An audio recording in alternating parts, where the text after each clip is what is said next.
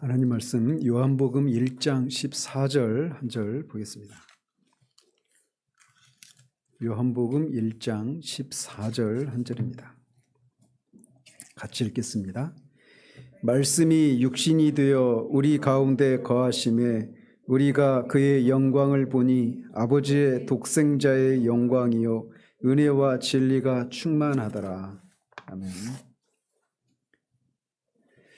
지난주에는 칼케돈 신조가 그리스도의 신성과 인성의 연합을 둘러싼 초대교회의 치열한 논쟁과 피 흘림의 역사 속에서 형성되었다라고 하는 것을 살펴봤습니다.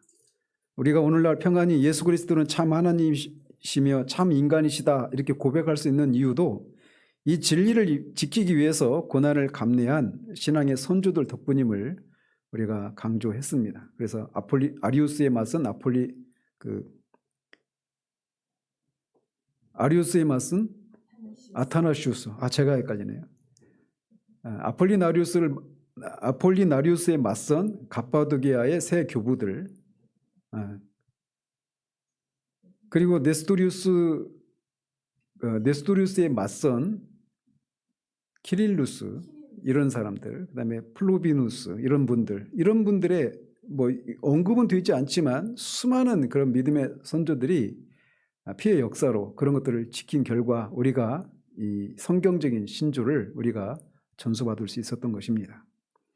그리고 신조의 첫 문장만 살펴보았습니다. 한 분이며 동일하신 아들 우리 주 예수 그리스도라고 하는 고백이 그리스도의 유격의 단일성과 신적 주권을 선언하고 네스토리우스적인 그런 분리나 유티케스의 단성론적인 혼합을 배격하는 정통신앙의 기준임을 말씀드렸습니다.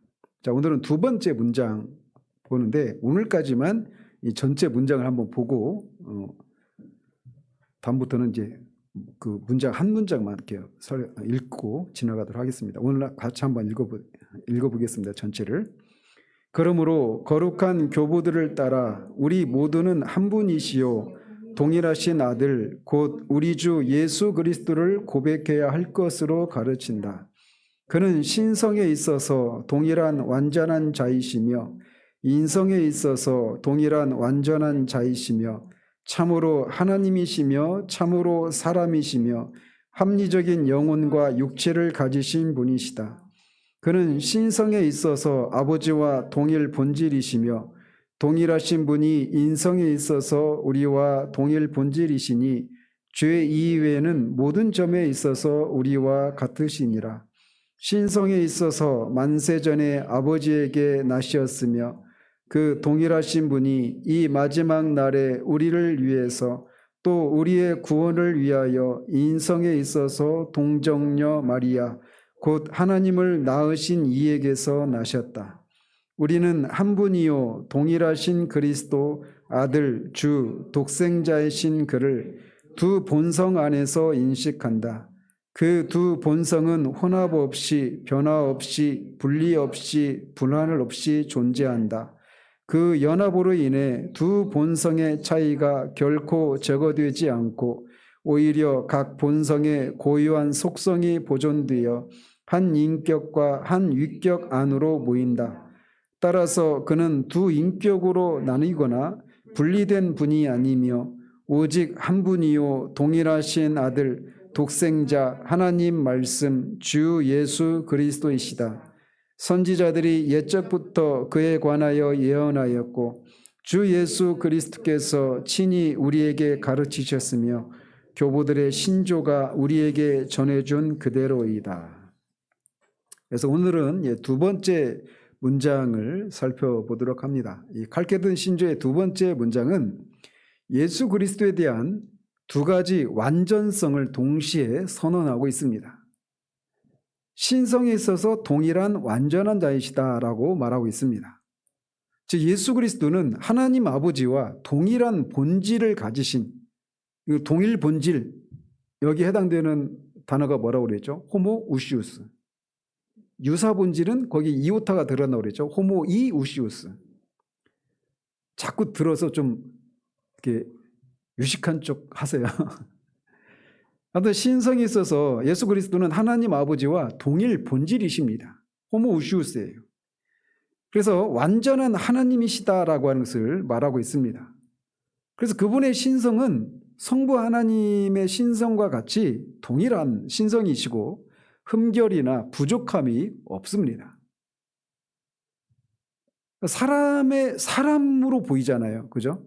요한복음 7장 우리가 살피겠지만 형제들도 그냥 형이었잖아요. 오빠였고. 근데 똑같이 먹고 마시고 뭐 싸고 자고 다 똑같이 활동하고 있는데 하나님이라고 말하는 거예요.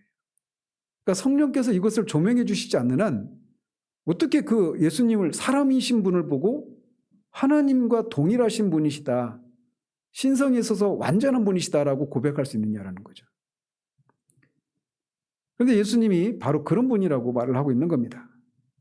그리고 두 번째 문장은 인성에 있어서 동일한 완전한 자이시다라고 말합니다. 그래서 예수 그리스도는 모든 면에서 우리와 같은 완전한 인간이다라고 말하고 있는 겁니다. 단 죄는 없으십니다. 죄를 제외하고 그분은 우리와 동일한 그런 인성을 가지신 분이시다라고 말하고 있는 거예요.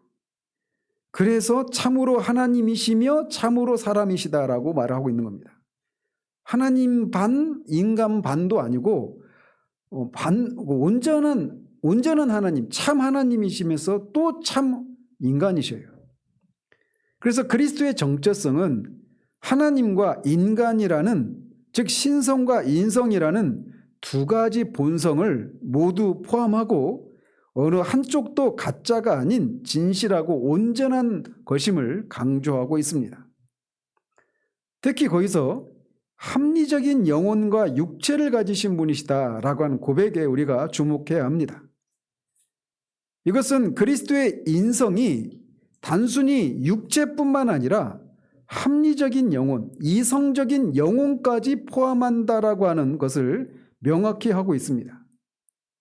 이 표현도 왜 이걸 고백하고 있느냐면 다음에 이제 뒤에서 다루게 될 아폴리나리우스주의의 오류를 미리 차단하는 표현이 바로 이 표현입니다. 그래서 이 두 번째 문장은 요약하자면 그리스도는 하나님으로서의 온전함과 인간으로서의 온전함을 모두 지니신 분이시고 이 두 본성이 그분의 단일한 존재, 단일한 유격 안에 연합되어 있음을 천명하고 있는 겁니다. 그래서 한 위격 안에 신성과 인성이 혼합되거나 변화되거나 분리되거나 분할되지 않은 연합을 이루고 있다, 이렇게 말하고 있는 거예요. 이걸 한자어로 일위 이성 이렇게 부른다고 했죠. 이 칼케돈 신조가 451년에 칼케돈 공회에서 작성된 신조인데 이 칼케돈 신조는 4세기부터 5세기 중반까지 기독교를 괴롭혔던 다양한 기독론적인 이단에 대한 교회의 공식적인 응답으로 작성되었습니다. 그래서 이단들은 기독론적 이단들은 주로 그리스도의 신성이나 인성 중 어느 한쪽을 부정하거나 왜곡함으로써 구원의 교리를 위협했습니다. 기독론이 무너지면 문제가 뭐냐면 구원론이 잘못되는 거예요. 그래서 4세기에 아리우스는 아들이 계시지 않았던 때가 있었다라고 주장을 했습니다. 그러니까 아들이 계시지 않았다는 얘기는 그분은 영원하지 않은 존재다라는 것이죠. 그럼 계시지 않았었는데 계시게 되었으면 그분은 어떤 존재라는 거예요? 피조물이라는 것입니다. 그래서 아들은 계시지 않았던 적이 있었다, 이런 말을 통해서 예수님의 신성을 부인하는 거예요. 즉 예수 그리스도는 창조되지 않은 영원한 하나님이 아니라 하나님 아버지에 의해서 가장 먼저 창조된 피조물이고 그렇기 때문에 본질적으로 하나님과 비해서 열등한 존재라고 가르치는 겁니다. 이에 맞서서 칼케돈 신조는 이것을 반박하고 있는 거예요. 그분은 하나님과 동일하게 완전한 한 분이시다, 하나님과 동일 본질이시다, 이렇게 주장을 하고 있는 겁니다. 아리수주의는 그리스도의 완전한 신성을 부정을 했어요. 근데 이게 뭐가 문제가 되느냐면, 그래서 그의 주장처럼 그리스도가 피조물이라면 피조물은 다른 피조물을 구원할 수가 없는 겁니다. 그러니까 천사들도 죄를 짓지 않은 선한 천사들을 통해서 우리를 구원하실 수 없는 것은 그들도 역시 피조물에 불과하기 때문에 그런 거예요. 피조물은 피조물을 구원할 수가 없습니다.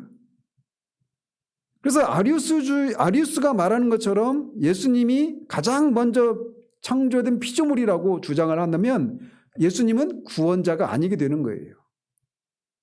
그래서 그것을 성경을 통해서 반박을 하고 있는 것입니다.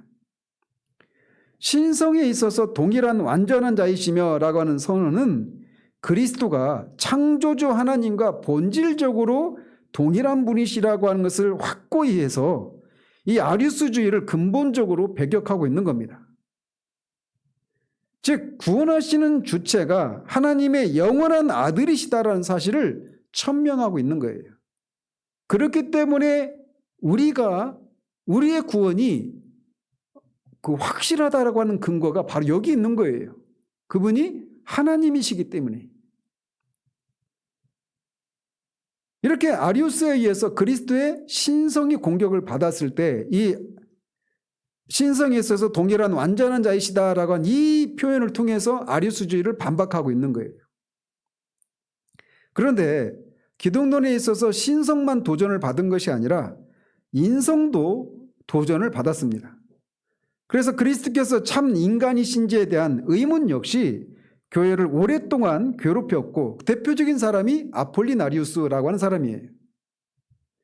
그래서 아폴리나리우스는 뭐라고 주장을 했느냐면 예수님이 인간의 육체는 취하셨지만 인간의 이성적이고 합리적인 영혼은 없고 인간의 영혼의 자리를 신적인 로고스가 대신했다, 이렇게 주장을 했습니다. 그거 왜 그런 주장을 했느냐면 만약 그리스도에게 인간의 영혼이 있었다면 죄를 지을 가능성이 있었을 것이라고 우려했기 때문에 이렇게 주장을 한 거예요. 그러니까 몸은 인간의 몸인데 영혼은 인간의 영혼이 아니라 신적인 로고스가 영혼의 자리를 차지하고 있다는 거죠. 그러면 그 예수님은 온전한 인성이 아니게 되는 거죠.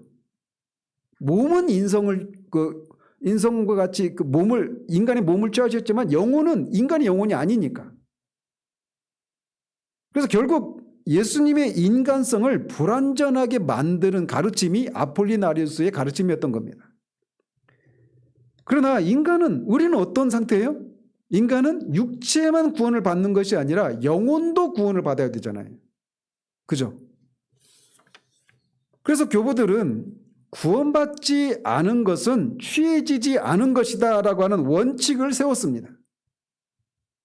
구원받지 않은 것은 취해지지 않은 것이다 라고 하는 원칙을 세웠는데 이게 무슨 말이냐면 그리스도가 인간의 이성적인 영혼, 합리적인 영혼을 취하지 않으셨다면 인간의 영혼은 어떻게 돼요? 구원받을 수 없게 되는 겁니다. 따라서 여기서 말하고 있는 합리적인 영혼과 육체를 가지신 분이시다라고 하는 표현은 그리스도가 완전한 인간으로서 인간의 육체뿐만 아니라 이성과 의지, 감정까지 모두 취하셨음을 명시해서 아폴리나리우스의 오류를 극복하고 있는 표현입니다. 그래서 합리적인 영혼을 가지신 분이시다라는 표현이 그래서 중요한 거예요. 그래서 이 칼케돈 공회가 451년에 열렸거든요. 그러니까 451이잖아요. 4 뒤에 있는 1 하면 5죠. 그렇게 외우시면 돼요. 451. 어쨌든 칼케돈 공회는 451년에 열렸지만 이 신학적인 토대는 이미 한 세기 전인 4세기에 갑바도기아 교부들에 의해서 마련이 되었습니다. 그래서 갑바도기아, 여기가 그리스에 지금도 있어요. 갑바도기아. 그리스, 현재 지금 그리스에. 근데 거기 보면 갑바도기아 이 교부가 교부 중에 셋이 있는데 가이사랴의 바실리오스, 나지안주스의 그레고리우스, 리사의 그레고리우스, 이분들이 갑바도기아 세 교부들입니다. 근데 그들이 이 칼케돈 공회가 열리기 전 4세기, 한 세기 전인 4세기에 이미 이 칼케돈 신조의 이 표현들을, 신학적인 표현들을 마련을 했어요. 그래서 그들은 아리우스주의와 아폴리나리우스주의에 맞서 싸우면서 칼케돈 신조의 근간이 되는 신학적인 용어를 이미 한 세기 전에 정립을 했습니다. 그래서 먼저 그들은 삼위일체 용어를 정립을 합니다. 그래서 가파도기아 교부들은 하나님이 하나의 본질, 본질은 우시아입니다. 헬라어로 우시아. 그래서 하나님이 하나의 본질 안에 세 위격, 그러니까 위격이 히포스타시스라고 하는 단어인데 하나의 본질 안에 세 위격이 존재한다는 교리, 이게 뭐예요? 이게 삼위일체 교리예요. 이 삼위일체 교리를 가파도기아 교부들이 정립을 해요. 그래서 신적인 본질에 있어서는 하나인, 그리고 우시아는 하나인데 하나의 우시아 안에 세 히포스타시스, 세 위격이 일치를 이루고 있다. 이게 삼위일체 교리예요. 이 용어, 이 개념을 정립한 분들이 가파도기아 교부들입니다. 그래서 가이사라의 바실리오스, 니사의 그레고리우스, 나지안주스의 그레고리우스, 이 세 분이 이 신학적인 삼위일체 교리를 정립을 합니다. 우리는 어떤 개념을 한 용어로 정립한다라고 하는 게 이게 쉬운 일이 아닙니다. 우리는 이미 다 주어진, 정립된 걸 우리가 그냥 받으니까 막 그런가 보다 하죠. 근데 이 용어가 없었어요. 우시아, 이런 히포스타시스, 이런 용어들은 있었을지 모르지만 이거를 통해서 신성과 본질, 영광에 있어서는, 본질에 있어서는 한 분이신 분이 성부, 성자, 성령 세 육격으로 일치를 이루고 존재하신다. 이 삼일체의 교리를, 그런 용어를, 없었던 용어를 가지고 그 개념을, 용어를 가지고 정립한다라고 하는 것은 쉽게 이루어질 수 있는 일이 아니에요.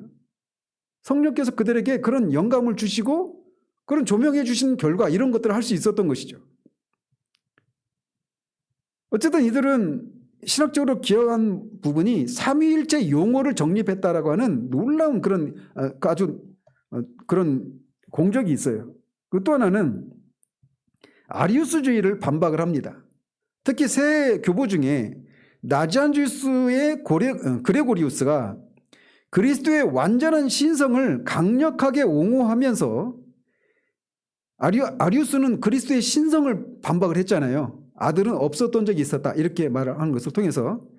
그래서 그 나지안주스의 그레고리우스는 아리우스주의의 신성을 반대하는 것에, 부인하는 것에 이렇게 강력하게 반대를 하면서 만약 그리스도가 피조물이라면 구원이 불가능하다라는 논리를 제시합니다. 그리고 아폴리나리우스주의를 반박을 하는데, 아폴리나리우스의 주장은 구원의 온전성을 제한한다고 비판을 했어요. 특히 세 교부 중에 니사의 그레고리우스가 그리스도가 인성의 모든 부분, 육체와 영혼, 정신을 취해야만 인간의 모든 부분이 구원을 얻게 된다라고 그렇게 강조를 합니다. 이들의 노력은 그리스도에게 완전한 인성을 부여하는 칼케돈 신조 문구의 배경이 돼요. 한 세기 전에 이런 일들을 통해서 말이죠. 그래서 그리스도께서 인간의 몸뿐 아니라 인간의 심리, 정신, 영혼까지 모두 취하셨기 때문에 우리의 인간성 전체가 구원될 수 있는 겁니다. 우리의 육체뿐만 아니라 마음의 상처, 의지의 왜곡, 감정의 갈등까지도 모두 그리스도의 구원 사역 안에 포함이 됩니다. 따라서 참으로 하나님이시며 참으로 사람이시다라고 하는 이 칼케돈의 고백은 구원의 실제성과 전인적인 회복의 토대를 이루는 핵심 진리인 겁니다. 이 진리를 16세기의 종교개혁자들은 칼케돈 신조를 정통 기독론의 표준으로 그대로 수용을 합니다. 그들의 해석은 주로 그리스도의 두 본성, 뭐예요? 신성과 인성, 이 두 본성이 어떻게 그리스도의 사역에 영향을 미치는지에 초점을 맞추었습니다.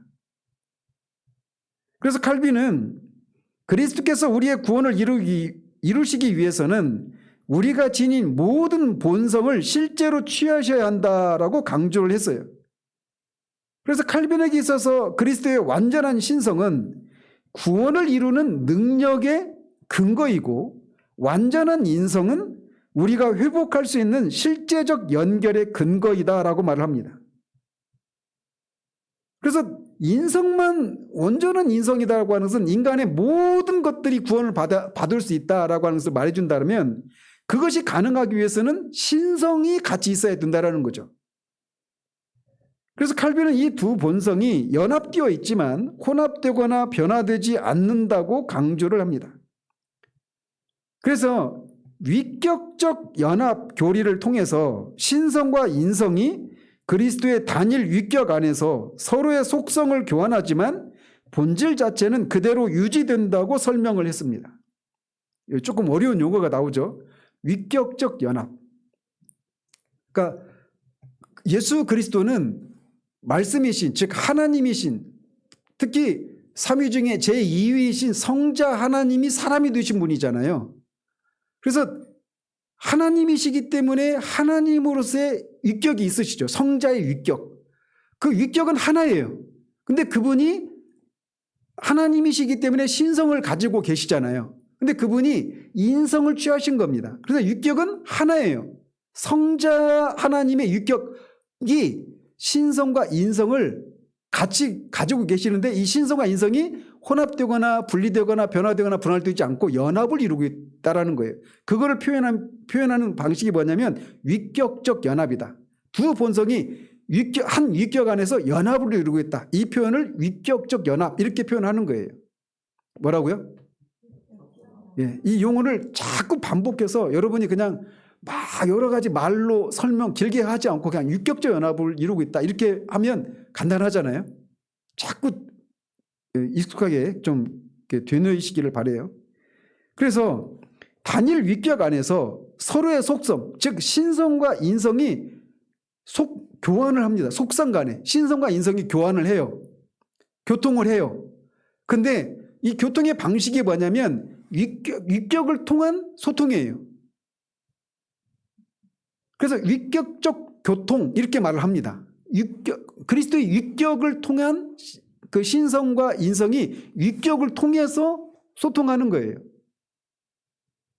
이 구두를 막 이렇게 이 꼭지점에 삼각형의 꼭지점에 위격이 있고 신성과 인성이 이렇게 삼각정을 이루고 있는 이런 방식으로 이렇게 설명하려고 하니까 이렇게 한 거죠. 그게 온전히 설명하는 방식은 아니에요. 그 신비죠. 우리가 알 수가 없어요.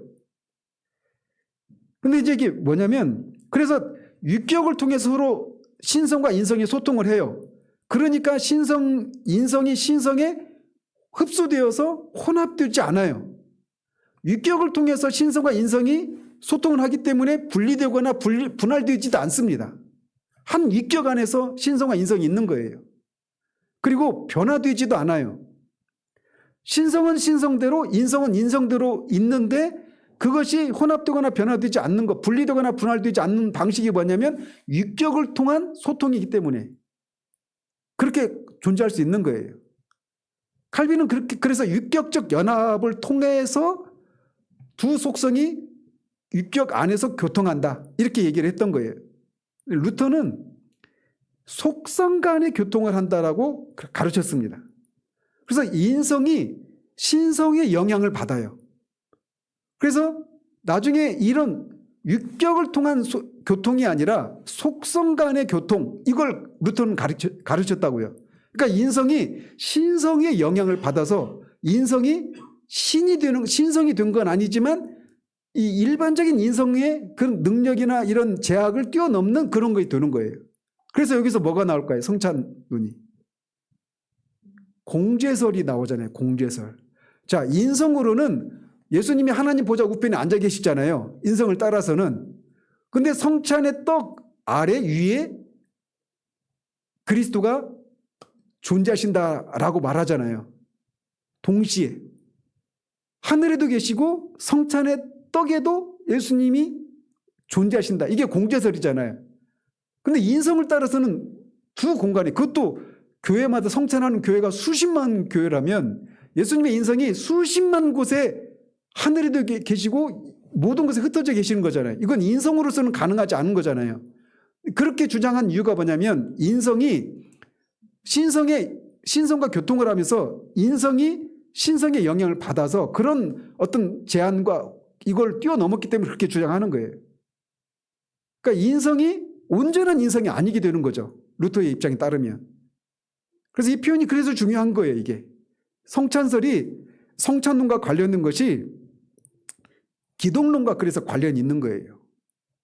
그리고 구원론과도 관련이 있는 거고. 즉 그리스도는 그래서 한 위격 안에서 신성과 인성이 혼합되거나 변화되거나 분리되거나 분할되지 않고 연합을 이루고 있어요. 근데 이 신성과 인성이 한 위격 안에 있는데 이게 혼합되고 변화되고 분리되고 분할되지 않을 수 있었던 것은 위격을 통한 교통을 하기 때문이라는 것이죠. 즉 그리스도는 십자가에서 인성으로 고난받으셨지만 그 행위에는 신성의 무한한 가치가 부여되어서 온 인류의 죄를 속죄할 수 있었다고 해석한 거예요. 참으로 하나님이시며 참으로 사람이시며 라고 하는 문구는 구원의 유효성과 완전성을 보장하는 근거가 되는 겁니다. 예수님이 인성을 따라서 죽으셨잖아요. 그죠?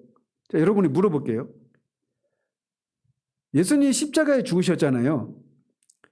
이렇게도 표현할 수 있습니까? 하나님이 죽으셨다.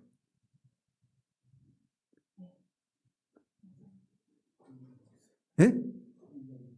네. 맞아요. 왜냐하면 성자 하나님이 인성을 취하신 분이 예수 그리스도잖아요. 그래서 신성으로는 죽으실 수 없죠. 신성으로는 죽을 수 없어요. 그런데 그 예수님은 성자 하나님이시잖아요. 그죠? 그래서 인성을 따라 죽은 거지만 한 위격 안에서 죽으신 것이기 때문에 예수님이 죽으셨다라는 말도 맞지만 하나님이 죽으셨다라고 하는 말도 맞는 거예요. 아시겠어요? 이 개념을 우리가 분명히 하고 있어야 돼요. 자, 예수 그리스도의 피값으로 사신받은 교회 맞아요? 틀려요? 맞죠? 그럼 하나님의 피값으로 산 교회 맞아요? 틀려요? 맞아요. 그리고 실제로 사도행전에도 그런 표현이 있죠. 하나님의 피값으로 사신 교회. 신성을 따라서는 피를 흘리실 수 없잖아요. 근데 그 예수님, 피를 흘리신 예수님은 사람이 되신 하나님이시잖아요. 그래서 그렇게 표현이 가능한 거예요. 하나님이 피를 흘리셨다. 하나님이 죽으셨다. 하나님이 배고프셨다. 하나님이 피곤하셨다. 다 쓸 수 있는 겁니다. 위격적 연합이라고 하는 개념이 그런 거예요.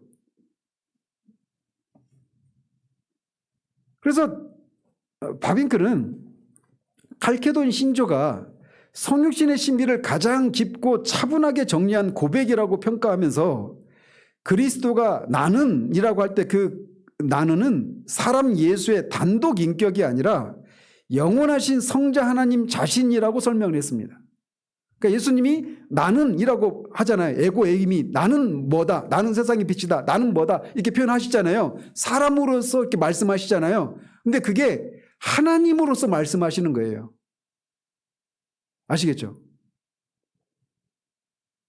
투레틴 역시 그리스도의 두 본성이 모두 완전하며 서로 뒤섞이지 않고 각 본성이 가진 고유성이 보존된다는 점을 강조하면서 이 문장을 정통 기독론의 핵심 기둥으로 삼았습니다.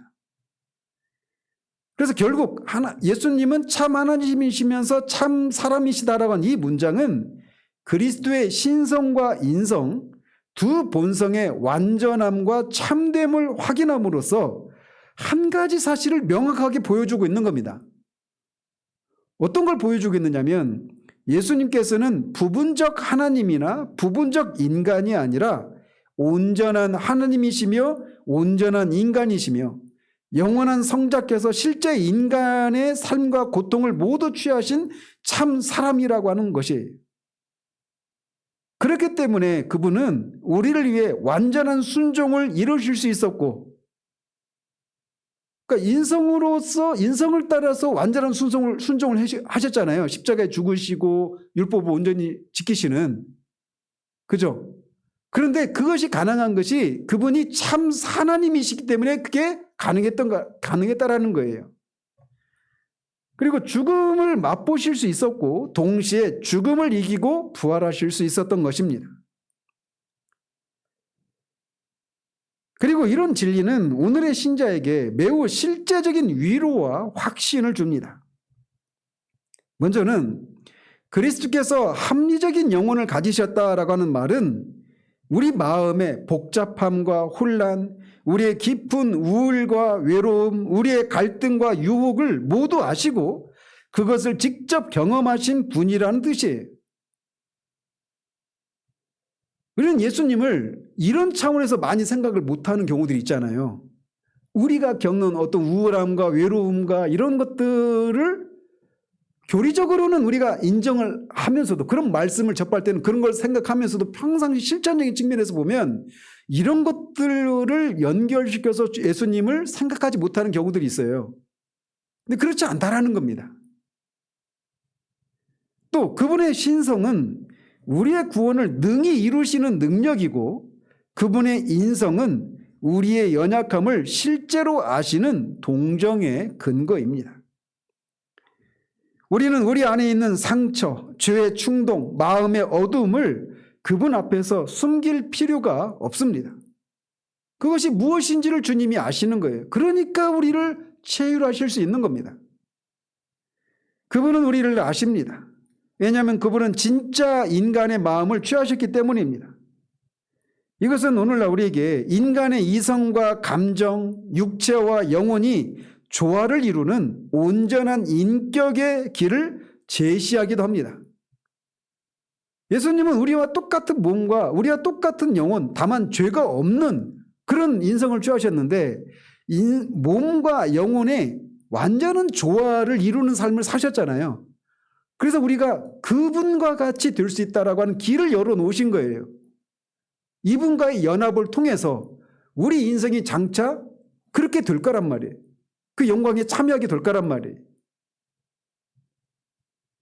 동시에 그분은 참 하나님이시기 때문에 우리의 연약함을 단순히 이해하는 수준에서 끝나지 않으시고 그것을 실제로 치료하시고 새롭게 하시는 분이십니다.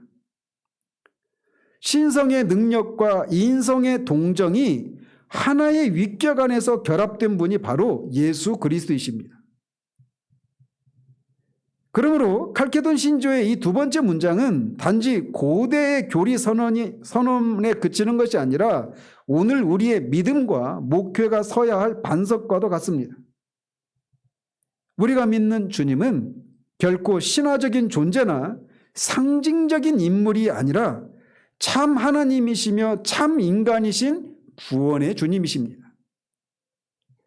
이 고백 위에 설 때 우리는 흔들리지 않는 복음의 중심을 붙들게 되고 신앙의 확신과 위로는 단단한 뿌리를 갖게 됩니다. 그리고 또 나가서 이 두 번째 문장이 담고 있는 깊이는 그리스도의 본성을 설명하는 것을 넘어섭니다. 이 두 번째 문장은 하나님과 인간, 영과 육, 하늘과 땅을 분리해온 인간의 오래된 이런 사고를 뭐라고 해요? 이원론적인 사고라고 하죠. 이원론적인 사고. 이 문법은 영과 육체, 이제 이렇게 말할 때 이 분법 이렇게 말하고, 이원론은 영은 선하고 육은 악하다라고 할 때 이런 가치 판단까지 들어갈 때는 이원론 이렇게 말을 하고, 그 어떤 성격을 말할 때는 이분법 이렇게 말을 하는 겁니다. 자, 그래서 다시 말씀드리면 이 두 번째 문장은 하나님과 인간, 영과 육, 하늘과 땅을 분리해온 인간의 오래된 이원론적인 사고, 특히 오늘날 한국교회에 깊이 침투해 있는 경건주의적인 성속 이원론을 근본에서 무너뜨리는 복음의 결정적인 진술입니다. 그분이 참 하나님이시고 참 사람이시다는 이 문장은 우리 안에 있는 성속 이원론적인 이 사고를 무너뜨리는 근본적인 진술이에요. 성속 이원론이 뭡니까? 거룩한 것과 속된 것이 있다라는 거죠. 그래서 역사적으로 인간은 늘 하나님을 멀리 위에 두고 인간의 삶을 아래에 두려는 경향을 보였습니다. 그래서 하나님은 거룩하고 인간은 속되고 영적인 것은 고귀하고 육체적이고 일상적인 것은 덜 중요하다라고 하는 이원론적인 구조가 있었어요. 이게 헬라 철학에서 기독교 진영 안에서는 영지주의에서 중세 금욕주의에서 심지어 현대적인 경건주의까지 일관되게 흐르고 있는 인간의 본능적인 신학입니다. 그래서 천뿌리는 헬라 사상이 있어요. 영은 선하고 물질은 악하다. 그것이 기독교로 들어오면서 이렇게 거룩한 것과 속된 것이 있다라고 하는, 거룩한 일이 있고 거룩하지 않은 일이 있다라고 하는 이런 것들이 기독교 안에도 들어와 있다라는 거죠. 오늘날 한국교회 역시 그 영향이 매우 짙습니다. 그래서 우리가 어떤 사람이 신앙이 깊다, 믿음이 좋다라고 말할 때 흔히 떠올리는 이미지는 이런 것들입니다. 교회 출석과 예배는 거룩한 일, 기도는 거룩한 시간, 말씀 묵상은 거룩한 활동, 찬양과 금식과 봉사는 영적이고 고귀한 일, 목사는 뭐라고 불러요? 성직자. 반면 직장이나 가정이나 육아나 인간관계나 금전 문제나 노동이나 공부나 몸을 돌보는 것과 같은 것은 세상 일이라고 하는 이원론적인 사고가 거의 일반적이라고 할 정도로 뿌리가 깊습니다. 이거를 우리가 거의 무의식적으로 이렇게 반응을 해요. 우리가 교리적으로는 우리가 그 이원론적인 사고가 잘못된 개념이라고 하는 것을 가지고 있지만 무의식적으로 이런 것들이 있어요. 이런 무의식적인 분리는 경건주의가 남긴 강력한 흔적입니다. 그래서 신자들은 예배당에서의 나는 거룩하지만 일상의 나는 그보다 훨씬 덜 거룩하다라고 하는 감정을 깊게 갖고 살아갑니다. 그래서 예배당에 올 때의 마음가짐과 우리의 일상의 삶의 자리 가운데서의 마음가짐이 달라요. 이 구조는 신앙의 무게중심을 어디 중심으로 신앙생활을 하게 만듭니까? 교회 중심의 신앙생활을 하게 만드는 거예요. 그래서 교회에 많이 출석하는 사람이 거룩한 사람이고 경건한 사람이고 영적인 사람이고, 일주일에 한 번, 한 달에 한 번, 1년에 몇 번 오는 사람은 너무 비교가 큰가? 어쨌든 대조가 너무 커서 너무 쉽게, 무슨 말씀을 하려고 하는지 아시겠죠? 그래서 신자의 이 교회 중심의 활동에만 신앙생활을 집중하게 하고 신자의 현실 세계를 하나님과의 거리 밖에 남겨두는 치명적인 결과를 낳습니다. 그런데 바로 이 지점에서 칼케돈 신조의 두 번째 문장이 복음의 횃불을 높이 들고 등장하고 있는 거예요. 예수 그리스도는 참 하나님이시며 참 인간이십니다. 이 문장은 하나님께서 인간의 영역을 버려두지 않으셨다라는 성속 이원론을 완전히 부정하는 선언입니다. 이게 얼마나 강력한지 어떤 분들은 이런 얘기 들으면 막 화를 내고 쉽게 받아들이지를 못해요. 저는 이 진리를 언제 알았냐면 화장실에서 소변 누다가, 내 소변을 누는 일도 하나님을 위한 일이 될 수 있구나, 이거를 알게 하셨던 순간이 있습니다. 그러니까 직장에 다니는데 수요일날 수요 기도 예배를 못 오게 되는 상황이 있을 수 있잖아요. 야근하다 보면. 그럼 내가 그 시간에 예배당이 있어야 되는데 내가 직장에서 야근을 하고 있어요. 그 마치 내가 하나님의 일이 아닌 세상 일에 종사하고 있는 것 같은 그런 죄책감이 밀려오는 거예요. 자유함이 없어요. 이런 것들은 뭐 굉장히 다양하게 적용할 수 있죠. 그런데 요한복음은 성육신의 본질을 이렇게 기록을 합니다. 말씀이 육신이 되어 우리 가운데 거하심에 우리가 그의 영광을 보니 아버지의 독생자의 영광이요 은혜와 진리가 충만하더라. 여기서 말하는 육신이라고 하는 단어는 인간의 나약함, 피곤함, 한계, 연약함, 그리고 고통을 포함한 인간 존재 전체를 의미합니다. 근데 당시 헬라 철학은, 이 요한복음이 기록될 당시의 헬라 철학은 육체를, 플라톤의 영향을 받아서 육체를 어떻게 이해를 했냐면 영혼의 감옥이다 이렇게 표현했어요. 그러니까 구원은 뭐예요? 영혼의 감옥인 육체에서 영혼이 해방되는 거, 이게 구원이에요. 그러니까 플라톤의 철학은 이데아는 선하고 이상적인 세계고 여기 현실 세계는 그것의 그림자에 불과한, 그러니까 현실에 관심이 있겠습니까? 이데아에 관심이 있겠습니까? 기독교는 어때요? 현실에 더 중점을 둬요? 이데아에 더 중점을 둬요? 둘 다죠. 영혼을 현재에서 살아내는 삶이 기독교예요. 그래서 여기 현재의 삶이 의미가 있고 가치가 있을 수 있는 거예요. 거룩한 일이 될 수 있는 거예요. 근데 그것이 가능하다고 걸 보여준 게 뭐다? 성육신이에요. 성육신. 하나님이 사람이 되신 겁니다. 영원하신 분이 시간 세계로 들어오신 거예요. 은혜는 자연을 파괴하지 않고 구속합니다. 그러니까 우리가 회심을 하면 이전에 막 읽었던 막 책이나 이런 것들 다 버려버리잖아요. 누가 시키지 않아도. 왜?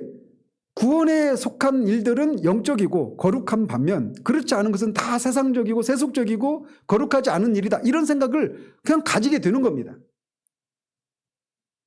물론 그것을 다 끌어안고 있으라는 얘기는 아니에요. 근데 극단적인 한 예를 들려고 말씀을 드리는 겁니다.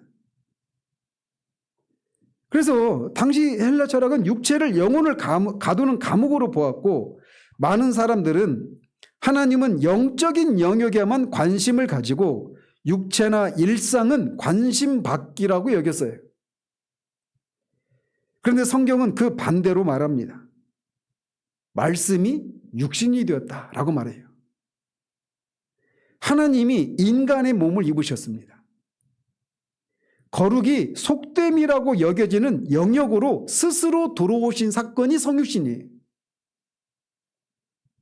그래서 이 칼케돈 신조의 두 번째 문장은 바로 이 진리를 고백하고 있는 겁니다. 즉 하나님은 인간의 몸을 더럽다고 여기지 않으셨고 인간의 정신과 감정도 버려두지 않으셨습니다. 합리적인 영혼과 육체를 모두 취하셨어요. 그래서 이것은 성속 이원론이 더 이상 유지될 수 없음을 보여주는 가장 결정적인 사건이 성육신인 겁니다. 말씀이 육신이 된 거예요. 하나님이 사람이 되신 것입니다. 하나님이 인간의 합리적인 영혼과 육체를 취하셨어요. 바빙크는 성육신을 가리켜서 이렇게 말을 합니다. 성육신은 이원론의 종말이다. 하나님과 세계, 영과 육, 거룩과 평범 사이의 깊은 골이 그리스도 안에서 메워졌다. 그리스도께서 인간의 몸을 취하셨다라고 하는 것은 그 몸이 더 이상 속된 것이 아니라 하나님이 거하신 성전이라는 뜻입니다. 그래서 성육신은 아까 오전에 말씀드린 것처럼 성령의 내주의 원형입니다. 그래서 하나님이 한 사람 안에 거하시는 시작이에요. 이게 성육신이 가진 의의예요. 이에 비해서 성령의 내주는 성육신의 확장입니다. 그래서 하나님이 많은 사람 안에 거하시는 것이 성령의 내주예요. 그래서 성령의 내주는 성육신의 확장입니다. 이게 뭐예요? 교회잖아요. 그리고 고린도전서 15장 28절에 하나님이 만유 안에 거하시는 것은 성육신의 완성입니다. 하나님이 많은 사람이 아니라 모든 피조물 가운데, 모든 만물 가운데 거하시는 거예요. 그래서 성육신과 성령의 내주와 종말의 이 충만함이 다 연결되어 있는 거예요. 이 종말의 충만함을 실현시키는 방식이 뭐냐? 말씀이 육신이 되는 거예요. 성육신은 그것을 위해서 오는 겁니다. 그 일 가운데서 우리의 구원이 일어나는 거예요. 그러니까 우리의 구원을 그냥 똑 떼서 종말과 상관없이 이 똑 떼놓고 그냥 구원만 가지고 살피면은 길을 잃어버리기 쉬워요. 칼빈도 기독교 강의 2권에서 그리스도께서 우리의 구원을 이루시기 위해서는 우리의 본성을 전부 취하셔야 했다고 말하면서 이렇게 말을 합니다. 그리스도께서 취하신 순간 인간의 삶 전체는 새롭게 고귀함을 입었다. 얼마나 멋진 말입니까? 우리가 이렇게 말은 표현하지 못해도 우리가 회심하는 순간 어떤 일이 일어나요? 성육신이 성령의 내주를 통해서 우리 안에서 실현되는 것이 성령의 우리가 구원받은 사건이라고 해석할 수 있잖아요. 우리가 회심할 때 어떤 일이 일어나냐면 그냥 영적인 것들이라고 하는 것에서만 우리가 기쁨과 생명을 누리는 것이 아니라 우리 삶 전반이 다 그 모든 것들의 어떤 의미를 가지고 다 우리에게 다가오지 않아요? 성육신이 그것의 시작을 알리신 사건이기 때문에 그런 거예요. 그리고 그것을 통해서 이루신 그 모든 것을 성령을 통해 우리에게 주관적으로 경험시켰기 때문에 우리에게 그런 일이 일어나는 겁니다.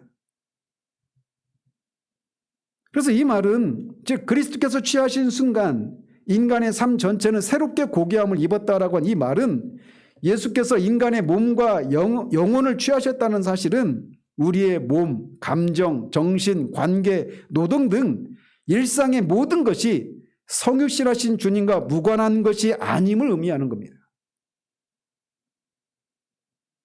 히브리서 4장은 성육신의 깊이를 이렇게 증언합니다. 우리에게 있는 대제사장은 모든 일에 우리와 똑같이 시험을 받으신 이로되 죄는 없으시니라. 여기서 말하는 모든 일이라고 하는 말은 단순한 수사가 아닙니다. 그야말로 모든 일이에요. 그래서 그리스도께서는 인간의 정서적인 고통, 외로움, 배신, 마음의 갈등, 육체적인 피곤함과 배고픔, 심리적인 압박까지 다 경험하셨습니다. 이 말은 그리스도께서 우리의 평범한 삶의 자리들 속으로 직접 들어오셨다는 뜻입니다. 그래서 하나님이 노동의 피곤함을 경험하셨습니다. 하나님이 땀을 흘리시고 하나님이 일하시고 하나님이 피곤하시고 하나님이 가난해지는 것이 무엇인지를 아셨어요. 하나님이 관계의 아픔을 경험하셨습니다. 하나님이 배신당하셨습니다. 하나님이 외로우셨어요. 하나님이 눈물을 흘리셨습니다. 하나님이 아침에 일어나는 피곤함을 아셨어요. 하나님이 외부의 압박 속에서 기도하셨습니다. 하나님이 인간의 영역 안으로 들어오셨을 때 그 영역은 더 이상 속된 것이 아니게 되었어요. 그리스도는 인간의 일상을 직접 지나가셨기에 인간의 일상에는 그분의 흔적이 새겨져 있습니다. 그런데 아까도 말씀드린 것처럼 한국교회는 경건주의의 유산을 깊이 물려받았어요. 경건주의의 영향이 긍정적인 요소도 있습니다. 하나님과의 관계에 집중하게 하는 이런 어떤 긍정적인 효과도 있어요. 그러나 동시에 큰 부작용도 나왔는데 특히 성속 이혼론적인 이런 신앙 구조가 한국교회에 너무나 부정적인 영향을 크게 끼쳤습니다. 그래서 신자들은 그냥 누가 가르쳐주지 않아도 이렇게 막 자동적으로 생각을 해요. 앞에서도 인용해 드린 것들이지만 기도하는 시간은 거룩하지만 회사를 향해 출근하는 시간은 덜 거룩하다. 이런 생각을 합니다. 말씀 묵상은 영적 활동이지만 자녀를 씻기고 밥을 짓고 일상을 돌보는 일은 세상 일이다. 라고 한 이런 구조를 가지고 있어요. 교회 봉사는 주를 위한 일이지만 직장에서 노동하는 것은 생계를 위한 덜 거룩한 일처럼 생각합니다. 그래서 주일에 교회에 오는 것을 일주일 동안 세속적인 일을 하다가 거룩하게 하나님을 예배하기 위해서 오는 날, 이런 개념을 가지고 예배에 참여해요. 우리가 머리로는, 교리적으로는 성속 이원론을 부인할지 모르지만 우리도 모르게 무의식 속에 이런 생각이 있다니까요. 그러니까 우리의 일상은 빨리 해치우고 이 거룩한 일에, 우리가 더 좋아하는 일에, 영적인 일에 집중할 수 있기 위해서 거추장스러운 그런 일이 되고 맙니다.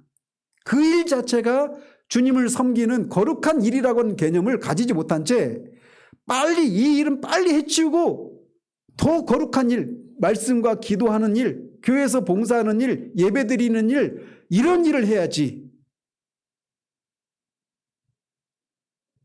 돈을 쓰는 것도 마찬가지예요. 헌금을 하는 것은 거룩하지만 내가 가족을 위해서 쓰는, 또는 사랑하는 사람들을 위해서 쓰는 그런 돈들은 덜 거룩한 것처럼 생각하는.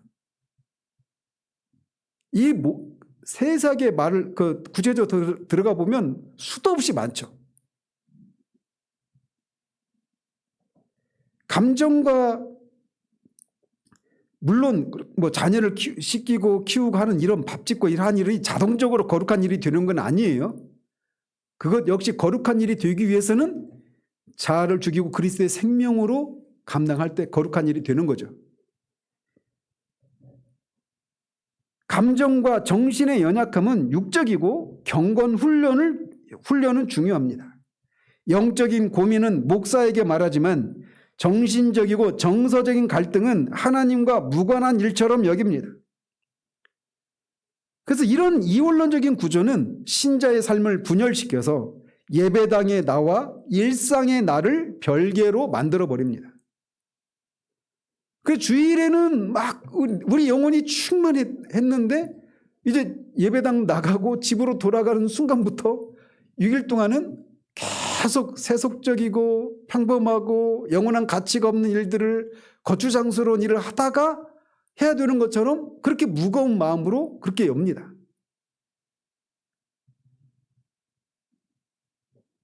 그렇게 분리된 신앙은 결국 공허하고 무력해집니다.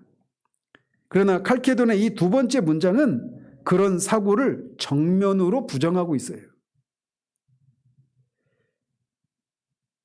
칼케돈의 이 문장이 전문적인 교리적인 언어를 사용하고 있어서 이게 그냥 그런 교리적인 언어로만 보이지만 실제로는 아주 강력한 세계관적인 선언입니다. 그는 신성에 있어서 완전한 자이며 인성에 있어서 완전한 자이시다. 이 말은 신자는 이제 하나님을 높이 두고 인간의 삶을 아래 두는 방식으로 존재할 수 없다는 뜻입니다. 하나님이 인간이 되셨기 때문입니다. 하나님이 우리가 숨쉬는 공기를 마셨습니다. 하나님이 땀 흘려 일하셨어요.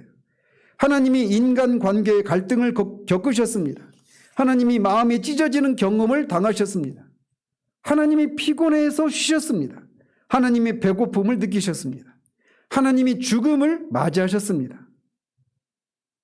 이런 하나님을 우리가 믿으면서 어떻게 우리의 삶을 거룩과 성과 속으로 나눌 수 있겠느냐라는 겁니다.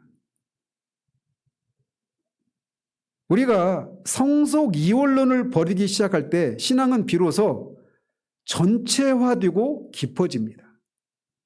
신앙은 예배드리는 현장에서만 발현되는 것이 아니라 우리의 모든 삶의 자리 가운데서 발현되어져야 되는 것이에요. 그래서 그냥 우리의 신앙생활이 그냥 교회 중심의 신앙생활만 남고 나머지는 다 이거를 위해서 있는 어떤 뭐라고 하죠? 이 보조하는 어떤 용어가 생각이 안 나네. 그러니까 그거를 말하는 생각이 안 나요. 그래서 예배는 더 이상 주일 몇 시간이 아니라 그리스도께서 가지신 완전한 인성과 함께하는 삶 전체 공간으로 확장이 됩니다. 직장은 하나님이 일하시는 자리가 될 수 있어요. 가정은 그리스도께서 사랑을 나누시는 자리이고, 육체의 피곤함은 주님이 아시는 피곤함이고, 감정의 갈등은 주님이 아시는 갈등이고, 노동의 자리에서도 우리는 하나님을 만납니다. 성직과 세속적인 직업이 따로 없습니다. 저같이 말씀을 가르치는 일의 어떤 독특함과 그 어떤 본질적으로 또 독특함이 분명히 있어요. 그러나 목사직은 성직이고 다른 것은 성직이 아닌, 이런 게 아니라는 말이에요. 근데 우리는 그냥 용어를 쓰니까 그 용어를 쓰지, 그 개념에 동의해서 그런 용어를 쓰면 안 되는 거예요. 따라서 성육신이란 하나님께서 인간의 세계를 새롭게 거룩하게 하신 사건입니다. 이것을 우리의 삶에 적용하시는 분이 성령이십니다. 성령께서 우리 안에서 내주하셔서 우리의 자아를 죽이고 그리스도의 생명이 나타나는 삶을 살도록 하심으로 우리의 모든 삶의 자리를 거룩하게 하십니다. 이 성령이 오실 길을 위해서 하나님의 아들이 사람이 되셨어요. 그리고 십자가에 죽으시고 다시 사시고 승천하신 것입니다. 성령이 오셔야 이 성육신의 그 연합의 시작이 확장되고 만유 안에서 이 연합이 완성되는 일이 가능했기 때문에 성육신이 있었던 겁니다. 그래서 거듭 말씀드린 것처럼 성육신, 성령의 내주, 종말의 충만함, 이게 다 연결되어 있는 거예요. 그러니까 이 종말의 이 완성을 위해서 이 모든 것이 계획이 된 겁니다. 그냥 하다 보니까 그렇게 된 것이 아니라 우리의 구원도 마찬가지예요. 그리스도의 아들의 형상을 본받하기 위한 이 목적을 위해서 우리를 불러내신 거예요. 이게 먼저인 거예요, 이게. 그러니까 종말의 관점으로 창조와 타락과 구속과 우리의 구원을 다 그렇게 해석을 해야 되는 거예요. 그래야 현재의 삶이 종말이 현재 삶으로 침투해서 종말을 살아내는 삶이 가능한 겁니다. 여기서 열심히 살다가 나중에 은퇴해서 가는 곳, 이게 종말의 개념, 이게 우리가 일반적으로 갖고 있는 거잖아요. 종말을 우리가 그냥 가는 어떤 곳으로, 향해서 가는 곳으로 하잖아요. 생각되잖아요. 근데 종말이 우리의 삶으로 침투해서 현재를 그렇게 종말로 이끌어 가는 거예요. 그리스도는 참 하나님이시며 참 사람이십니다. 칼케돈 신조의 두 번째 문장은 그 진리를 가장 교리적으로 가장 정확하게 언어화한 것입니다. 그래서 한국교회가 성속 이원론을 벗어나려면 성육신의 깊이를 다시 배워야 합니다. 그리고 그 성육신의 깊이는 칼케돈 신조 두 번째 문장이 가장 온전하게 표현하고 있어요. 그래서 이 고백은 우리로 하여금 신앙을 예배당의 활동으로 축소하지 않고 그리스도의 인성과 신성의 연합 안에서 우리의 전체 삶을 새롭게 해석하게 해줍니다. 이것도 우리에게 많은 반복된 깨달음과 반복되는 훈련이 필요합니다. 어느 순간 우리도 모르게 그냥 예배드리고 말씀 듣고 말씀 읽고 기도하고 이런 것만 거룩한 일이고 하나님이 기뻐하신 일이고 나머지 일들은 그것을 위해서 그냥 거추장스럽지만 해야만 하기 때문에 하는 그런 일로 전락해버리는 우리의 삶이라고 하는, 그래서 신앙이 총체적이지 않고 우리의 삶의 많은 부분들은 아무런 의미 없이 그냥 우리에게 있는 어떤 그 액세서리 같은, 이 용어였네요. 그런 것처럼 여겨진단 말이에요. 그것이 아니라 우리 옆에 있는 날마다 부딪히는 사람들과의 삶, 그게 가정이든 직장이든 어디든 간에 그것이 바로 주님을 섬기는 자리이고 거룩한 일이 될 수 있고 하는 거란 말이에요. 그래서 우리의 삶이 다 의미가 있게 다가올 수 있는 겁니다. 그 모든 삶의 자리가. 저도 직장생활 했잖아요. 10년을 했잖아요. 아까도 말씀드린 것처럼 막 그런 은혜가 있을 때 얼마나 막 예배 드리고 싶고 얼마나 지체들과 같이 지내고 싶고 그런 마음이 얼마나 많았겠습니까?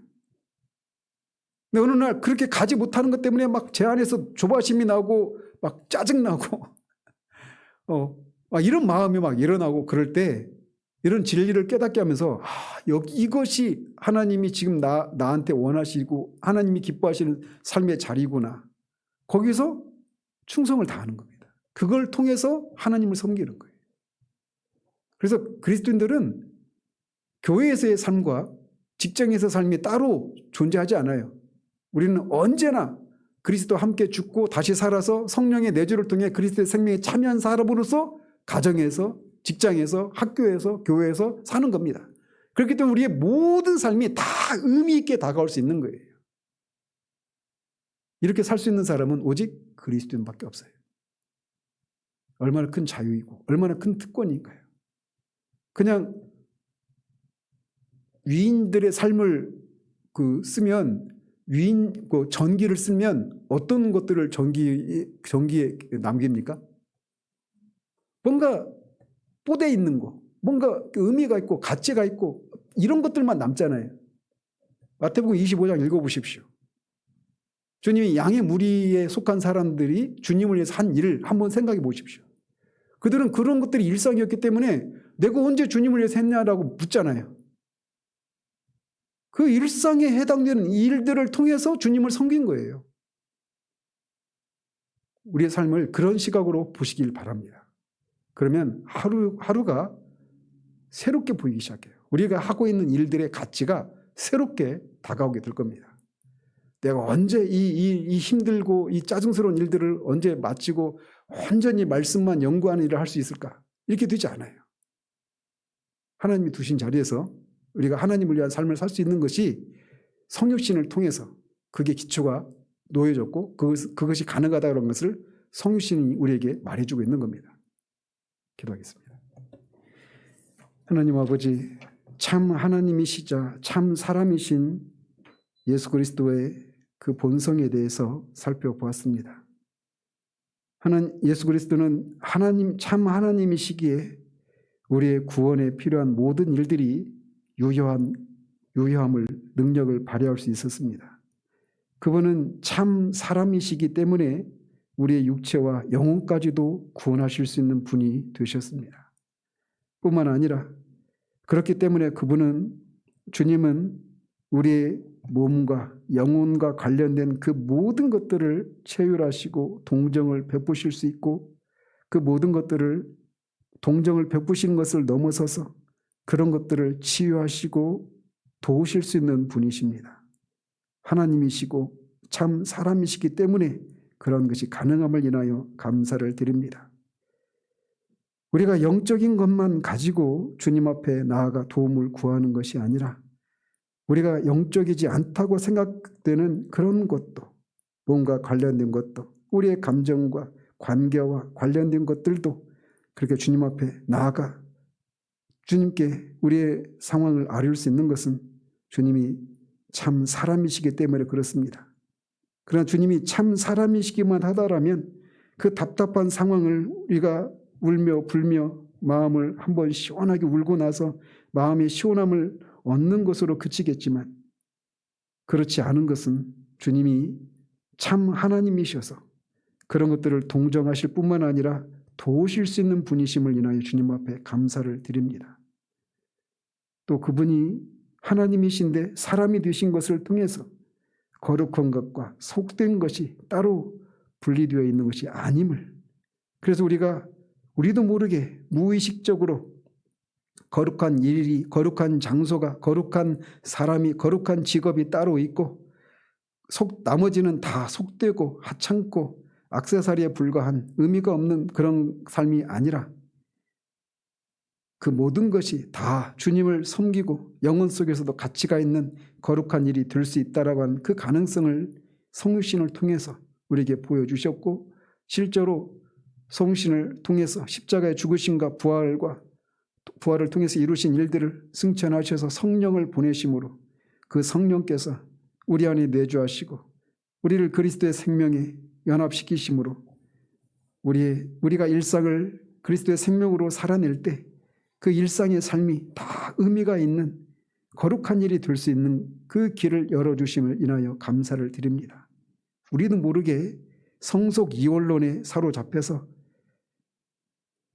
일주일의 대부분의 시간들을 무의미하고 무가치하고 세상적이고 세속적인 일을 하다가 우리 인생을 허비하고 주일에 와서야 비로소 정신을 차리고 거룩한 일에 동참하게 되는 이런 구조가 아니라 그 모든 삶의 자리가 예배의 자리요, 모든 자리가 거룩한 일이 될 수 있는, 주님을 섬길 수 있는 그런 자리임을 알고 그 가치를 새롭게 구속하는 그런 우리들 될 수 있도록 도우시기를 원합니다. 예수 그리스도 이름으로 기도합니다.